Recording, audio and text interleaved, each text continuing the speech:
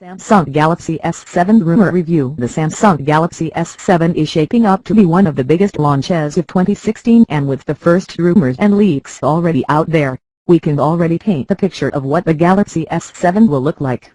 One thing is clear, the Galaxy S7 will be a very important phone for Samsung, taking the top spot in its lineup in early 2016. Some rumors go on to speculate that Samsung might launch not one, but two phones in early 2016.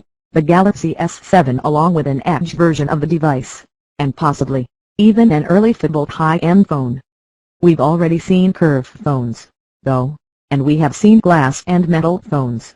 So what would be the signature features that will truly make the Galaxy S7 stand out?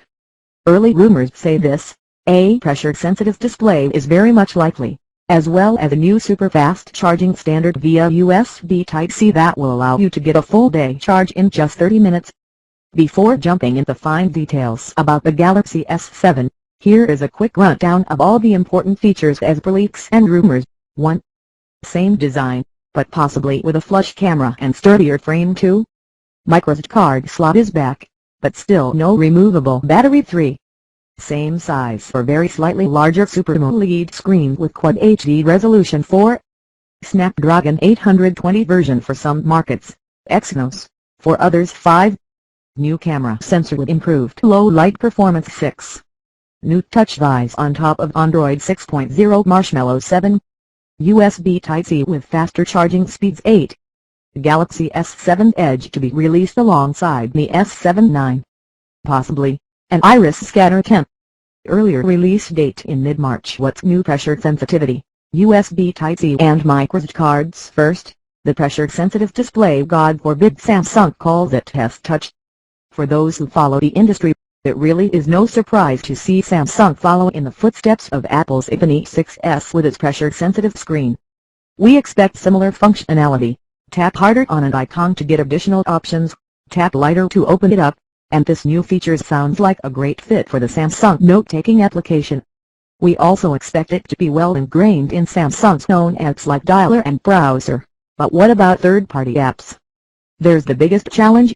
With just one phone out of many on Android, it will be a very tough call convincing developer to do the massive scale work to embed pressure-sensitive functionality in apps like they have done on iOS. Big challenge for Samsung, but also for Android that as a platform remains more fragmented for better or worse. microSD card slot makes a comeback. Second, fast charging and USB Type-C. Hooray for the universal and conveniently reversible USB Type-C that is now confirmed from various sources to arrive in the Galaxy S7. No more wondering which way to plug the cable, and moreover, the promise of a 30-minute charge for a full-day battery refill is definitely promising. Third, microSD card slot is back. Samsung has equipped its flagship phones with microSD card slots for expandable memory for years, but it broke the tradition with its 2015 S6 and Note 5. This caused an outcry and was a reason for many users to look towards different phones like the LG G4 that offered the versatility of microSD cards. In 2016, Samsung seems to have learned from this mistake, and the microSD card is expected to make a comeback in the Galaxy S7. Keep in mind that the S7 Edge might not have it, though. Design and display. A new generation of AMOLED screens. Last year, Samsung stepped up its design game hugely with the Galaxy S6. Then, the company was starting to lose market share, and with the most fierce criticism against it centering around the uninspiring, plasticky design of its phones, Samsung took notice. The Galaxy S6 was a huge departure from earlier plastic designs. With a sturdy metal frame sandwiched between two pieces of toughened glass, the S6 turned out a stylish, good-looking handset. The Galaxy S7 is likely to retain this focus on design, and early leaks have even shown renders of the phone looking very similar to the Galaxy S6. Unlike the regular aluminum alloy used in the Galaxy S6, rumors claim that the new S7 will feature an even sturdier magnesium alloy frame, while the front and back are likely to remain made of glass.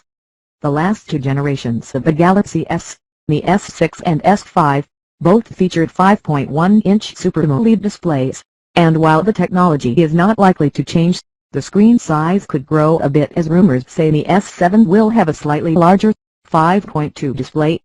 Resolution is likely to remain at 1440 x 2560 pixels Quad HD, which still counts as one of the sharpest screens out there. Another thing that we expect to see improved is the power draw of the screen. Samsung makes its AMOLED screens more power efficient with each generation, and this newest one would likely allow for further improvements in battery life and flash or peak brightness, not just quality of the picture. Under the hood versions, one with Snapdragon 820 and an Exynos one last year caught Qualcomm in one of its most challenging periods of a transition to 64-bit chips, and its Snapdragon 810 had issues with overheating. This is what allegedly forced Samsung to use its own Exynos 7 Octa-system chip in the S6, and this was no mistake, as benchmarks ranked it among the very best in the Android world. In 2016, though, Qualcomm should finally be done with its Snapdragon 820. A chip expected to feature the first custom 64-bit Qualcomm CPU core, and the Galaxy S7 is likely to ship in two versions, one featuring the Samsung-made Exynos 8890 chip, and another one running on the Snapdragon 820. Both are expected to be built using Samsung's next-gen 14nm production method and the non-planar FinFET manufacturing method. Leaked benchmarks give us reasons to believe that these new chips will be a huge step forward in terms of single-core performance. With octa-core setups in the past, Android flagships have always had great multi-core performance, but they did lag behind noticeably in single-core when compared with Apple's large custom CPU cores. Hopefully, this situation will finally change in 2016 with the Galaxy S7 camera new 20-megapixel right-to-cell sensor. New camera sensor with improved low-light performance. The Galaxy S6 features an excellent camera, but it is large, it bulks out on the back of the phone and is not a perfect blend with the otherwise sleek design of the handset. The Galaxy S7 could fix that. Despite all the early renders that have leaked, the final version of the phone could have the camera flush with the body, and it is also expected to bring improvements in the actual image quality, especially for low-light shooting. The recent trademark by Samsung gives us the name BRITECELL for its cameras, and this is a term Samsung uses for its own new sensor with RGBW pixels made on a more efficient manufacturing mode. Bright-to-cell refers to the new RGBW pattern and how it improves light sensitivity, as well as signal-to-noise ratio in low-light environments. Rumors also claimed that this new sensor will be a 20-megapixel one, a jump from the 16-megapixel sensor used in the S6. Price and release date in stores in mid-March. In the US, the Samsung Galaxy S7 release date is allegedly set for mid-March 2016, almost a month earlier than the Galaxy S6, which arrived on April 10, 2015. And with the official announcement of the S7 expected to happen at a massive event at MWC 2016 at the end of February, the release will happen just a couple of weeks after the unveiling. By pushing the actual release date closer to the announcement date, Samsung is clearly trying to capitalize on the inevitable hype around the new phone.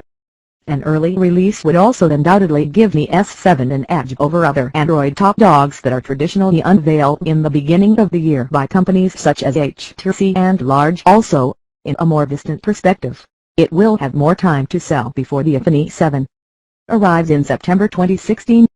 Finally, the Galaxy S7 full retail prices are expected to start at $650 for a base 32GB model and go up to $750 for a 64GB version.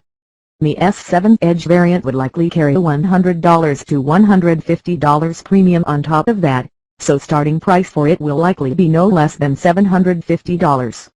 With all this in mind, are you planning